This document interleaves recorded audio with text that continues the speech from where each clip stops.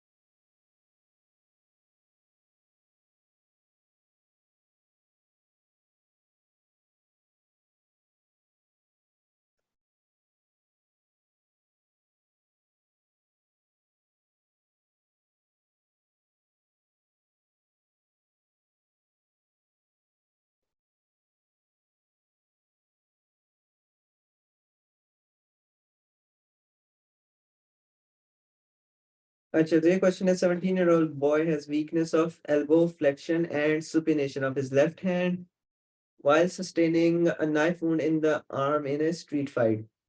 Examination indicates a nerve injury. Associated क्या नजर आएगा? तो fairly ये भी simple question होना चाहिए था. He has weakness of elbow flexion and supination of his left hand. Main supinator कौन सा है? Biceps brachiae. अगेन एक सुपिनेटर मसल भी होता है, लेकिन मेन सुपिनेटर हुआ है. खैर, अगर दोनों में आपको कंफ्यूजन हो भी गई कि ये बाइसेप्स ब्रेकिया के भी डैमेज से हो सकता है या सुपिनेटर के डैमेज से. सेकंड इसने क्या लिखा है? Elbow flexion. एल्बो जॉइंट की फ्लेक्शन क्या कौन सा कंपार्टमेंट कराता है? आपका फ्लेक्सर कंपार्टमेंट, जिसमें बाइसेप्स आता है और ब्रेकियालिस आता है. मोस्ट इंपॉर्टेंटली तीन ही तो मसल है उस कंपार्टमेंट में, बाइसेप्स, ब्रेकियालिस और कोरेकोब्रेकियालिस. तो एल्बो जॉइंट की फ्लेक्शन खराब है और सुपिनेशन, तो ये दोनों इंडिकेट कर रहे हैं बाइसेप्स एक तो पैरालाइज्ड है और दूसरी ब्रेकियालिस पैरालाइज्ड है. तो ये कौन सा कंपार्टमेंट है? ये आपका फ्लेक्सर कंपार्टमेंट है, जिसकी नर्व है सिर्फ मस्कुलोक्यूटेनियस, कोई और एक्सेप्शन नहीं है. जो कि आर्म का फ्लेक्सर कंपार्टमेंट बनता है, उसकी नर्व होती है मस्कुलोक्यूटेनियस. तो मस्कुलोक्यूटेनियस नर्व के और क्या फंक्शन है कि वो एक उसका क्यूटेनियस कंपोनेंट है, as the name would indicate. क्या उसका क्यूटेनियस कंपोनेंट है? It continues as the lateral cutaneous nerve of forearm. lateral cutaneous nerve किसकी? forearm की. तो जो कि उसके आपको एसोसिएटेड चीज नजर आएगी, that will be D, sensory loss over the lateral aspect of his forearm. क्यों? क्योंकि मस्कुलोक्यूटेनियस की जो कंटिन्यूएशन है, that is lateral side of forearm. तो इसकी मोटर सप्लाई हो गई flexor compartment of the arm, जिसमें बाइसेप्स, ब्रेकियालिस, कोरेकोब्रेकियालिस हो गया, और इसकी क्यूटेनियस हो गई लैटरल साइड ऑफ फोरआर्म. जो कि बाकी सारी ऑप्शंस हैं that are completely wrong. Inability to adduct and abduct his digits is ulnar nerve. यहाँ पे कोई और इंडिकेशन नहीं है कि ये अल्नर नर्व इंजरी है. सुपिनेशन अल्नर नर्व नहीं कराता है, एल्बो फ्लेक्शन अल्नर नर्व नहीं कराता है. So a is completely wrong. Inability to flex his fingers. Finger flexion है फ्लेक्सर डिजिटोरम सुपरफिशियालिस या profundus. Median nerve. Median nerve का कोई रोल नहीं है एल्बो फ्लेक्शन में. रिस्ट फ्लेक्शन में है. अगर वो कहता है रिस्ट फ्लेक्शन इंपेयर्ड है और थीनर एमिनेंस का लॉस है, then we would have thought median nerve. लेकिन there is no indication of median nerve injury. Thumb again median nerve.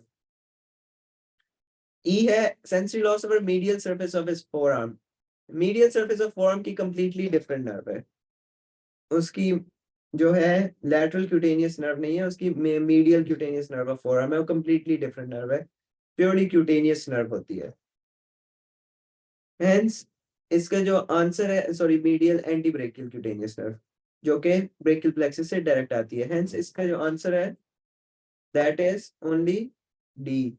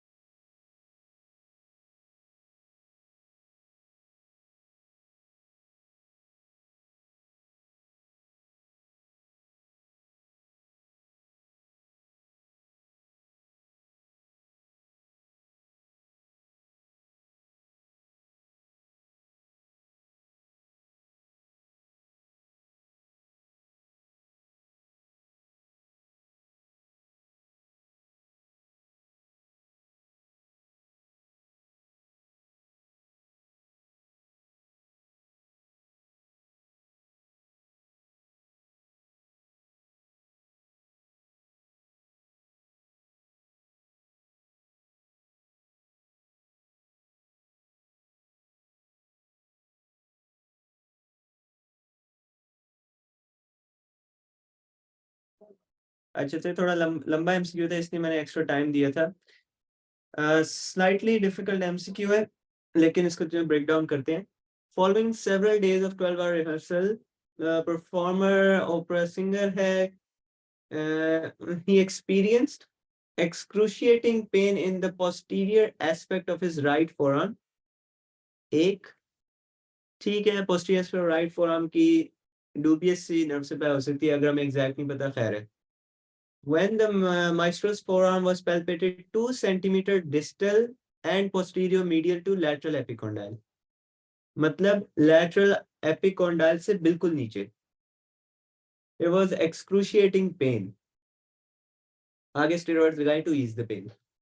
तो अगेन इसमें जो काम की चीज है वो यही है कि आपके लैटरल एपिकोंडाइल से फ्यू सेंटीमीटर नीचे जब उसे वहां दबाया तो उसे सीवियर पेन हुई। तो वहां पे उस पॉइंट पे एक ही नर्व गुजरती है। अब देखते हैं ऑप्शंस क्या हैं। Compression of ulnar nerve medial epicondyle से रिलेटेड है, तो हम इसमें पढ़ेंगे ही। बी, मीडियन नर्व सेंटर से गुजरती है, और इसमें भी हम नहीं पढ़ेंगे। अगर मीडियन नर्व को देखना है, ये ऊपर लेवल प्रोनेटर टीरीज का होता है, और थोड़ा नीचे जाके फ्लेक्सर डिजिटल सुपरफिशियलिस के ऊपर पड़ी होती है, लेकिन अगेन मीडियन नर्व का हमारा ताल्लुक ही नहीं है। पीछे रह गई superficial radial nerve by brachioradialis, या फिर deep radial nerve by supinator. अच्छा, इसमें अगेन जो आंसर है that is by the supinator. क्यों? क्योंकि सुपिनेटर के जो दो हेड्स होते हैं उनके दरमियान से ये गुजर के जाती है। इस यहाँ पे डायग्राम में भी नजर आ रही है, जो मैंने नीचे आप लोगों को लगाई हुई थी। उसके दो हेड्स के दरमियान से ये गुजर के जाती है, और इस पॉइंट पे बहुत हाई रिस्क होता है कि ये, अगर वो हल्के से भी हाइपरट्रॉफी हो या कोई इन्फ्लेमेशन हो, वो कंप्रेस हो जाए, जिस तरह उस बंदे ने रिपीटेड यूज किया अपनी आर्म का जब वो ओपरा वो डायरेक्ट करवा रहा था। तो एक और एडेड मैं बात बता देता हूँ कि जिस पॉइंट पे ये सुपिनेटर का हेड दोनों क्रॉस करके पीछे निकलती है पोस्टीरियर साइड पे, तो उस पॉइंट पे से हम पोस्टीरियर इंटरोशियस नर्व भी कहते हैं, जो कि बेसिकली रेडियल नर्व की ही ब्रांच है। तो दिस इज आपकी जो पोस्टीरियर इंटरोशियस नर्व है, जो डीप ब्रांच ऑफ रेडियल है, उसकी कंप्रेशन हो रही है in between the two heads of supinator. जो कि प्रोनेटर टीरीज है, उसके दो हेड्स के दरमियान से मीडियन नर्व गुजरती है, और जो कि फ्लेक्सर कार्पाई अल्नरिस होता है, उसके दो हेड्स के दरमियान से अल्नर नर्व गुजरती है। तो ये कुछ मसल्स का पता होना चाहिए, जो तीन मसल्स हैं जिनके दरमियान दरमियान से नर्व्स पास करती हैं, क्योंकि यही पॉइंट्स बनते हैं जिस पॉइंट पे अगर हाइपरट्रॉफी कर जाए मसल, तो आपको वो कंप्रेस कर सकती हैं। अच्छा, और दूसरा, ये सुपरफिशियल इसलिए नहीं हो सकती क्योंकि वो लैटरल एस्पेक्ट से गुजरती है, ज्यादा पोस्टीरियर एस्पेक्ट में आपकी वो दूसरी गुजरती है, जो डीप ब्रांच है। नेक्स्ट क्वेश्चन भी चलते हैं, हेंस इसका ई आंसर था।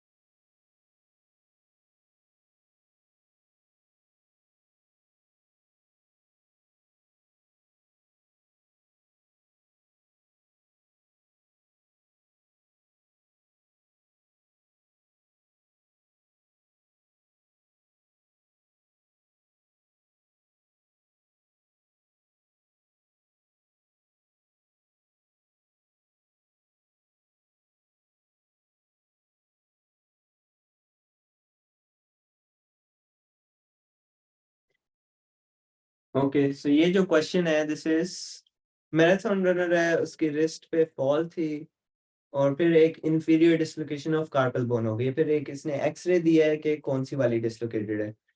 अगर एक्सरे नहीं भी पढ़ना आता, what we can see is कि उसने एक प्रोक्सिमल रो की किसी बोन की तरफ पॉइंट किया होता है। तो इसकी वजह से आप दो ऑप्शंस निकाल सकते हो, दैट इज ट्रेपेजॉइड एंड कैपिटेट, क्योंकि ये जो दो बोन्स हैं ये डिस्टल रो की बोन्स हैं। आपकी जो प्रोक्सिमल रो की बोन्स हैं उसमें आएगी आपकी स्कैफोइड, ल्यूनेट, ट्राइक्विट्रियम और पिजिफॉर्म। तो इनमें से जो हमारी ऑप्शंस हैं उसमें हमारे पास स्कैफोइड है, ल्यूनेट है और ट्राइक्विट्रियम है, तो इन तीन में से कोई हो सकती है। नाउ इसमें आप कंफ्यूजन हो सकती है थिंकिंग कि ये स्कैफोल्ड है बिकॉज उसका मोस्ट कॉमन फ्रैक्चर होता है जो फॉल ऑन आउटस्ट्रेच्ड हैंड, लेकिन नहीं, दिस इज अ डिसलोकेशन। और डिसलोकेशन मोस्ट कॉमनली एक तो ल्यूनेट की होती है, दूसरा जो इसने एरो बनाया है that is towards lunate. Scaphoid कौन सी है? स्कैफोइड इसके बिल्कुल लैटरल रेडियल साइड पे पड़ी है, वो स्कैफोइड है, उसकी तरफ एरो नहीं बनाए। जो दो बोन्स के दरमियान में पड़ी होती है मीडियल और लैटरल के प्रोक्सिमल रो में, वो ल्यूनेट होती है एक। सेकंड ये है कि lunate is the most commonly dislocated carpal bone. तो ये दो चीजें हैं विच फेवर ल्यूनेट।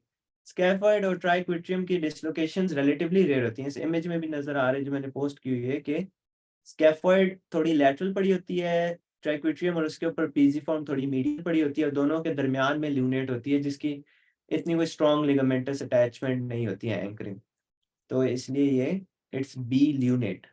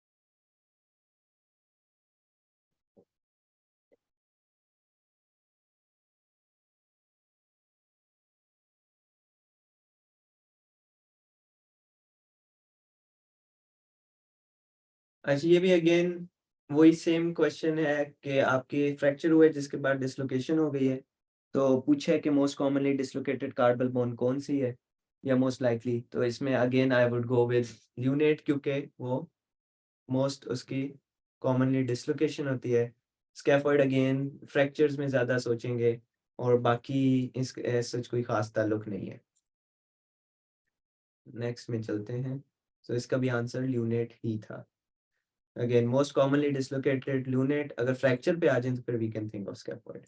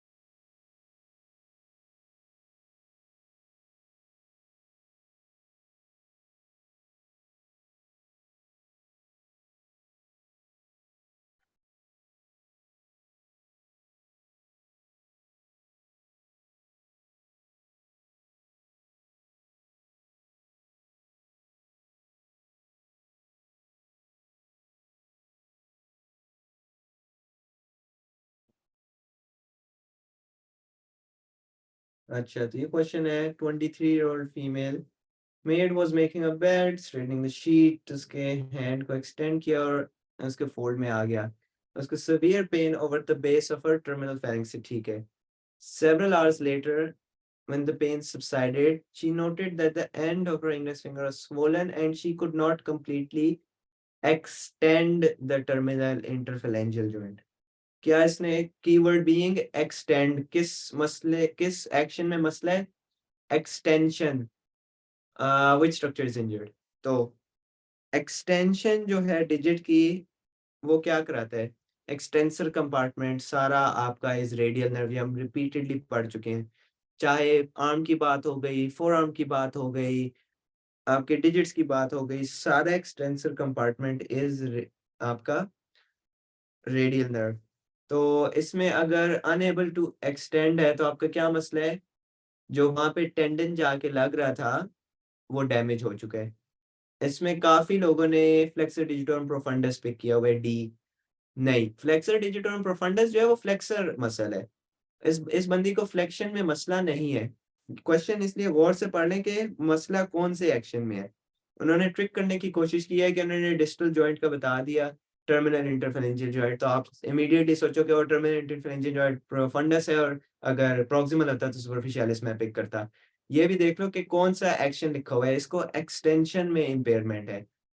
तो इसका इसलिए जो मसला है that is only in the extensor compartment which is run by जो आपका फ्लेक्सर वो सॉरी एक्सटेंसर डिजिटोरम आपका आता है ऊपर फोर आर्म से। नेक्स्ट पे चलते हैं, लास्ट 3 या 4 रह गए।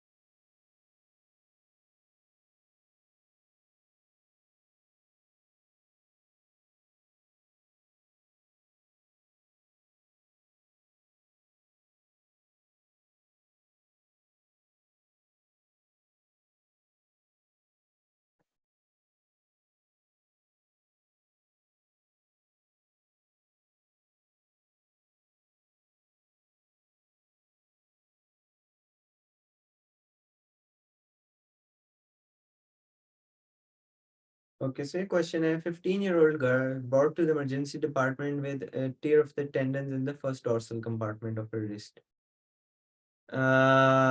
अब कौन से वाले मसल्स होंगे? ये जो क्वेश्चन है बेसिकली हुआ है एक्सटेंसर, जो आपका फ्लेक्सर रेटिनेकुलम है उसके नीचे एक्सटेंसर रेटिनेकुलम होता है, और वहां पे जो पूरा एक्सटेंसर कंपार्टमेंट बनता है, मेरे ख्याल है 6 to 7 कंपार्टमेंट्स बनते हैं। तो अगेन मैंने एक दफा पहले भी बताया था कि उसका ऑर्डर मीडियल टू लैटरल या लैटरल टू मीडियल पता होना चाहिए, तो अगर वो आपको पता हो तो आप ये इजीली आंसर कर सकते हो। लेकिन अगर आप इतना नहीं कर सकते कि सारा ऑर्डर याद करो, एटलीस्ट दो एक्सट्रीम्स याद कर लो। तो इसका जो आंसर है वो अगेन अगर पता हो तो इजीली हो जाता है, that is the abductor pollicis longus and extensor pollicis Brevis. क्यों? क्योंकि आपका ये जो थंब के साथ मतलब लैटरल मोस्ट कंपार्टमेंट बनता है, यही बनता है। फिर इसके बाद है जो आपके बाकी मसल्स एक एक करके आते हैं, दैट वुड बी आपका जो सेकंड नंबर पे फिर आपके extensor pollicis longus, कार्पा radialis longus, कार्पा radialis Brevis, फिर आपका डिजिटोरम ओरेंडिसिस, फिर डिजिटी मिनिमी, और फिर कार्पा एल्नारिस। तो तकरीबन 1 2 3 4 5 6 कंपार्टमेंट्स बनते हैं। इनका ऑर्डर का अंदाजा होना चाहिए। जो मैंने ये इमेज अटैच की हुई है बहुत इंपॉर्टेंट है, क्योंकि इसमें आपको सारे इंपॉर्टेंट जो आपके रिस्ट का क्रॉस सेक्शन है ना नजर आ रहा है। आपको इसमें फ्लेक्सर कंपार्टमेंट पूरा नजर आ रहा है, sorry flexor retinaculum carpal tunnel जिसमें मीडियन नर्व गुजरी है। दो आपके टेंडन्स हैं, एबडक्टर पॉलिसिस और फ्लेक्सर कार्पाई रेडियलिस के, एबडक्टर नहीं, फ्लेक्सर पॉलिसिस और फ्लेक्सर कार्पाई रेडियलिस के साथ फ्लेक्सर डिजिटम सुपरफिशियलिस और प्रोफंडस, नीचे लाइन में प्रोफंडस लगाए, ऊपर सुपरफिशियलिस लगाए। फिर इसके ऊपर बाहर से मीडियल साइड पे आपकी अल्नर नर्व और अल्नर आर्टरी गुजर के जाती है आउटसाइड द कार्पल टनल, ये एक इंपॉर्टेंट पॉइंट होता है। फिर नीचे अगर आते हैं तो ये सारे आपके 6 के 6 जो टेंडन्स हैं, जिसमें आपका एबडक्टर पॉलिसिस और एक्सटेंसर पॉलिसिस ब्रेविस पहले दो हैं। फिर यहीं पे सेफेलिक वेन भी पड़ी होती है और साथ रेडियल आर्टरी नीचे करके दबी होती है। फिर आपके बारे आते हैं और बाकी आते हैं, और जो आपके मीडियल साइड है फिर उस पे बेसिलिक वेन पड़ी होती है। तो ये सारे स्ट्रक्चर्स का आपको नो हाउ होना चाहिए, क्योंकि इनमें से किसी भी चीज पे क्वेश्चन आ सकता है। कार्पल टनल पे आ सकता है, अल्नर आर्टरी और नर्व पे आ सकता है, रेडियल आर्टरी पे आ सकता है, सेफेलिक वेन पे आ सकता है, ये आ सकता है गेनॉन्स कैनाल क्या है, ये सारी चीजें आपको पता होनी चाहिए। 28 question number.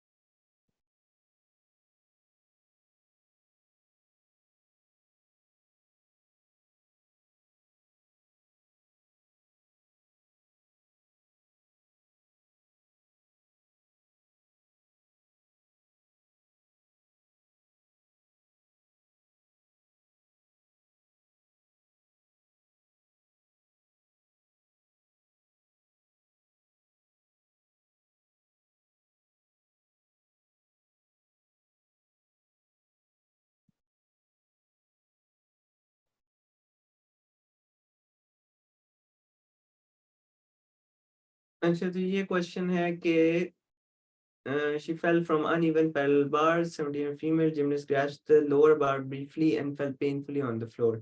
MRI reveals median cord injury. Median cord की नर्व रूट्स क्या हैं? अब अगेन इसमें ब्रेकियल प्लेक्सस का थोड़ा बहुत नोहा होना चाहिए। जो कि मीडियल कॉर्ड होती है वो नीचे वाली दो नर्व रूट से बनती है, तो कोई कंट्रीब्यूशन से मेजॉरिटी। और जो लैटरल कॉर्ड होती है वो ऊपर वाली दो से बनती है। तो ऊपर वाली दो में C5 6 आते हैं, सब वो लैटरल कॉर्ड में उसकी काफी कंट्रीब्यूशन है। और जो नीचे वाली दो है C8 T1, वो मीडियल कॉर्ड में कंट्रीब्यूशन होती है। इंपॉर्टेंट बात यह है कि मीडियल कॉर्ड में C7 बिल्कुल नहीं है। C7 थोड़ा बहुत अपर कॉर्ड में कंट्रीब्यूट कर सकता है, लेकिन मीडियल कॉर्ड एक ऐसी कॉर्ड है जिसमें तकरीबन प्योरली C8 T1 है। इसलिए अल्नर नर्व जो मीडियन कॉर्ड की वो कंटिन्यूएशन है वो भी मोर लेस C8 T1 होती है, उसमें कोई एडिशन नहीं होती है। जो कि मीडियन नर्व है वो लेती है तकरीबन हर जगह से, लेटरल कॉर्ड से भी, मीडियल कॉर्ड से भी, तो वो C5 से T1 तक सब कुछ ही उसमें पड़ा होता है। और जो रेडियल कॉर्ड है उसमें इंपॉर्टेंटली C7 लाजमी होता है। तो ये क्वेश्चन था कि मीडियल ही सबसे जो मीडियल कॉर्ड है उसमें कौन सी होती है, तो उसमें C8 T1 होता है जो मिडिल ट्रंक होती है। सेकंड लास्ट, 7 मिनट्स रह गए हैं तो जल्दी जल्दी करते हैं।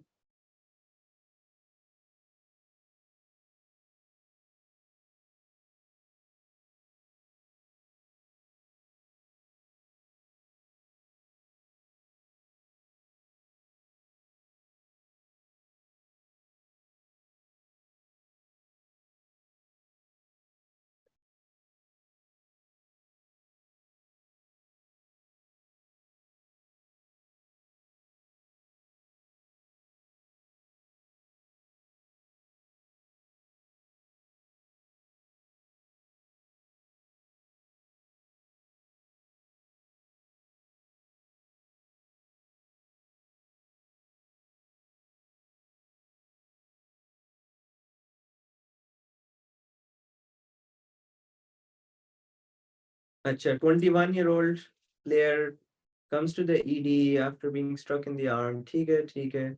Plain radiograph shows soft tissue injury, region of spiral groove, trauma to radial nerve. ठीक है.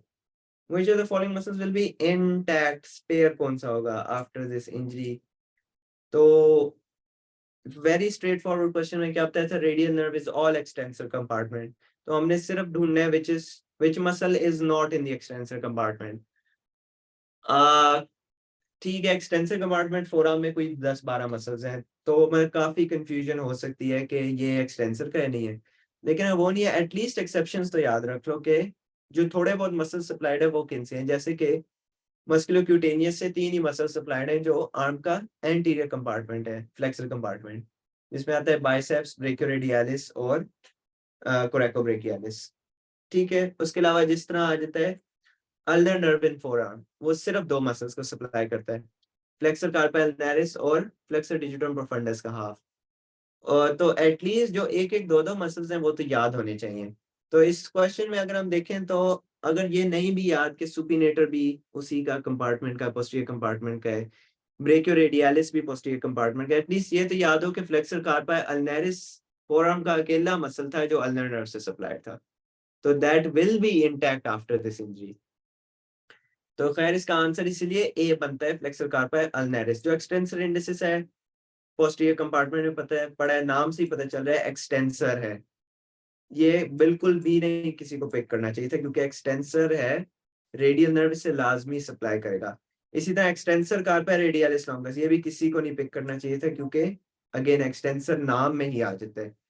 कंफ्यूजिंग मसल पे पीछे सुपिनेटर है, ब्रेकियोरेडियलिस। सुपिनेटर और ब्रेकियोरेडियलिस दोनों पोस्टीरियर कंपार्टमेंट के मसल्स हैं, ठीक है, और दोनों रेडियल नर्व से सप्लाइड है। सुपिनेटर के तो इनफैक्ट मैंने अभी बताया था दोनों हेड्स के दरमियान से भी गुजर के जाता है। तो हेंस इसका आंसर आपका बनता है फ्लेक्सर कार्पाई अल्नारिस, क्योंकि वो जो है अल्नर नर्व से सप्लाइड है। 2 ही मसल्स हैं फोर आर्म के जो अल्नर नर्व से सप्लाइड है, प्लीज इनको याद रखें, ये ना भूलें। बाकी जो प्लेथरा ऑफ मसल्स है पोस्टीरियर के, अगर सारे नहीं भी याद रहते, एटलीस्ट कुछ तो रिकॉग्नाइज कर सकें। तो hence इसका आंसर फ्लेक्सर कार्पा अल्नारिस है, because that is by ulnar nerve, hence it will be spared। Last question है, ये जल्दी से करते हैं।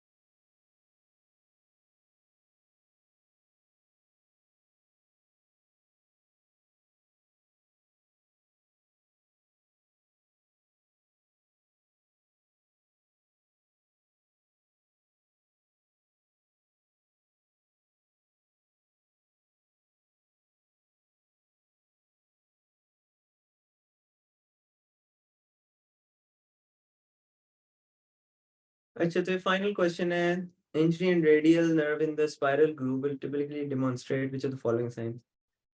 अब इसमें दो, अगेन ये वो रेडियल नर्व है, तो या एक्सटेंशन के मसले होंगे या एल्बो के लेवल पे या फिर से नीचे। अब सिंस ये स्पाइरल ग्रूव में है, वेरी कॉमनली स्पाइरल ग्रूव में जाने से पहले ही या स्पाइरल ग्रूव के अंदर ही वो अपनी ब्रांचेस दे देता है टू ट्राइसेप्स।